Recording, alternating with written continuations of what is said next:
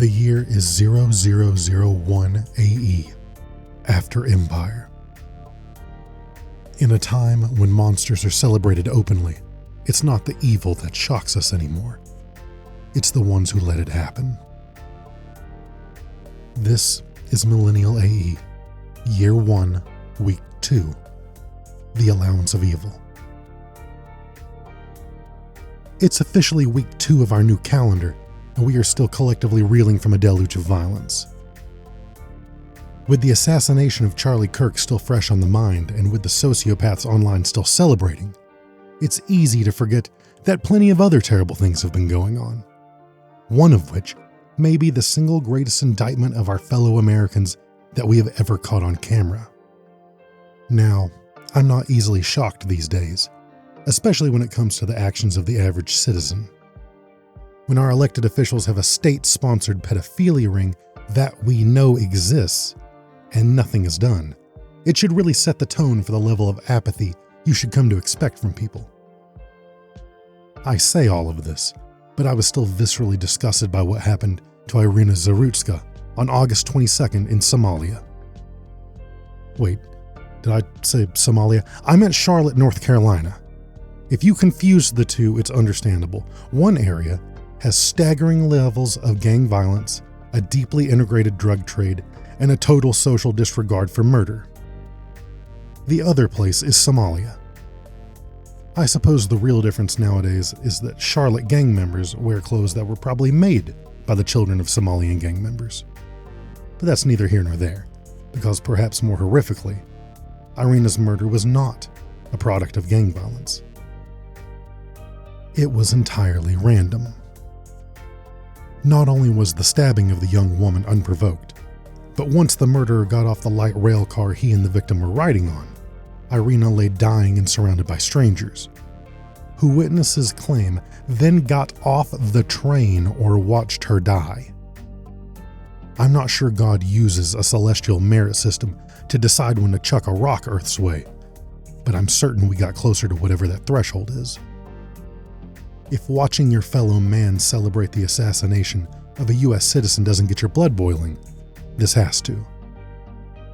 In one simple act, the disinterested shuffling out a transport car, we saw just how far our country had really fallen. The murder is quite honestly a secondary issue. Truly deranged people exist, and assuming the reports that the murderer feared she was reading his mind are true, it is beyond tragic that such a young woman would cross paths with such a person. It's doubly tragic that this man should have been in prison where he belongs, were it not for a light-on-crime judge.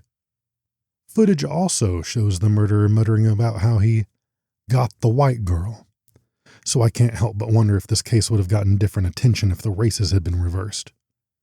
Isn't it strange how hate crimes always seem to go one direction? That's all bad enough, but the people on the train, there's your real threat to this country. 10,000 gunmen can't do as much damage as those tolerant of such evil. I remember hearing about vaguely similar cases growing up. Women running door to door, hoping someone would help them get away from a knife-wielding nutjob. But back then, these stories hashed out to opportunity. One person may have ignored them, but most people weren't in a position to help. Everyone would shake their head at the notion that someone could ignore a person in peril, but it wasn't seen as the baseline for human interaction. I'm certain that more people would act like this than we would like to admit. But what do we do about it? Well, we have to figure out where the black hole residing in people's souls is, and then fill it with something substantive.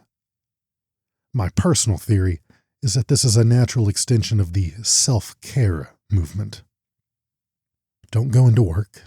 Don't worry about what you can't control. Don't stress. Don't get involved in other people's lives. It's arrogant of you to think you could know anything about them or their situation. You need to worry about yourself. Don't make yourself miserable. Just wear your pajamas to the grocery store. All right, that last one might just be a pet peeve of mine, but can you blame me? Who in their right mind wears Disney feety pajamas to the supermarket? There's only two valid career paths for these people: padded room resident, and guest star on Cops. Social media has, of course, exacerbated all of this. We inundate ourselves with the often fake highlight reels of the people around us, leading to not just resentment of others, but a hyperfixation on our own lives. Suddenly, it isn't enough to keep up with the Joneses, but we have to keep up with the ultra outliers of society. Don't confuse that with the ultra liars of society, which we also obsess over. Now, if all this accomplished was instilling a sense of gut-wrenching fatalism, I could live with that. At least most of us would adapt to conceal the hole in our souls with dark comedy, which I frankly love. No, there's a much more dangerous side effect. When you constantly assign heaps of worth to yourself, you don't get fulfillment from adopting responsibility. Your pride isn't in being a good parent, it's in being recognized as a good parent. You already identify as a good parent. You just want the world to recognize it. Your axis of meaning is aligned with external reinforcement. Again, if this stopped here, we would just have a society of self-aggrandizing narcissists that are steeped in sickening levels of entitlement. Wait a minute. You know what? Never mind. We can unpack that another time. The end result, if you keep on this road as a parent, when you are the ultimate focal point of your life, then you act like you are all that matters. And if you are all that matters, there's no drive to act on behalf of others. Why would you bother? She's going to die anyway. Besides, you could get wrapped up in all of it. You're better off just making sure you get home. Too bad about the girl. We are a society hovering between two grotesque points. The majority of our populace is being trained to be vapid, empty, entitled narcissists that are jonesing for the next product that just might make them feel like they don't suck so badly. The other portion is already so dead inside, they'd step over your bleeding body and be annoyed that now they have to clean their shoes. After all, The Bachelorette is on, and they have to find out which barely recognizable homunculi wants to legally tie themselves to 2,000 cc's of silicone. Thankfully, the cure to this is fairly simple. Take responsibility for something other than you. If you act like someone or something else matters more than you, you will begin restructuring your value system. Even if you have to fake it, act the part. Adopt a mission. Find or act out meaning. This is why so many people feel like having kids is the moment their life clicked. We have come to a new, sadder precipice as a country. Adopting responsibility and seeking meaning is no longer something that would be nice to do. It is now necessary for the survival of our country. If we don't pivot quickly, the degenerative rot of our values and sense of decency will ensure that America never regains a sense of unity. And if that happens, we will inevitably join those empires brushed away by a culture whose people do value something more than their own comfort. Maybe they would have saved Iryna Zarutska. This has been Millennial AE, Year 1, Week 2, The Allowance of Evil. The empire may be crumbling, but our story is just beginning. Join me next Wednesday.